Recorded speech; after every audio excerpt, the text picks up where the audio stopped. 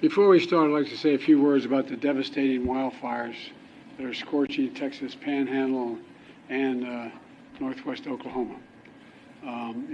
Yesterday, one of the biggest fire events in Texas history, with more than 1 million acres of Texas land burned. From the start, I directed my team to do everything possible to help protect the people in the communities threatened by these fires.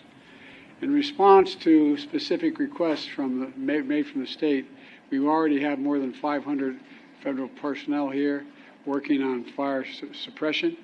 That includes the deployment of 100 federal firefighters and more on the way, as well as dozens of additional fire engines, air tankers, small planes, helicopters to help fight the flames.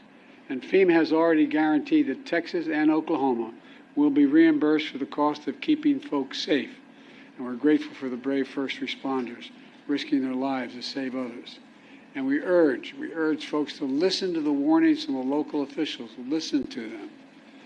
I've flown over a lot of these wildfires since I've been president. Matter of fact, I've been a helicopter in the west and the southwest and the northwest, flown over more land burned to the ground, all the vegetation gone, than the entire state of Maryland in square footage. The idea there's no such thing as climate change, I love that, man. I love some of my Neanderthal friends who still think there's no climate change. Well, my administration is going to keep building on the progress we've made fighting climate crisis, and we're going to keep help folks rebuild themselves in the wake of these disasters. And we rebuild to the standards that are the up-to-date standards and building codes and the rest. Because if you fly over these areas that are burned to the ground, you'll see in the midst of 20 homes that are just totally destroyed, one home sitting there because it had the right roof on it.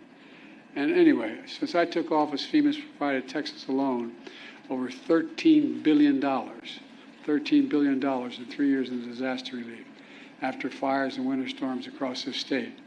And when disasters strike, there's no red state or blue state where I come from. They're just communities and families looking for help.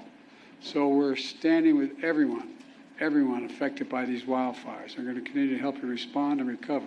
Thanks for watching. Stay updated about breaking news and top stories on the NBC News app or follow us on social media.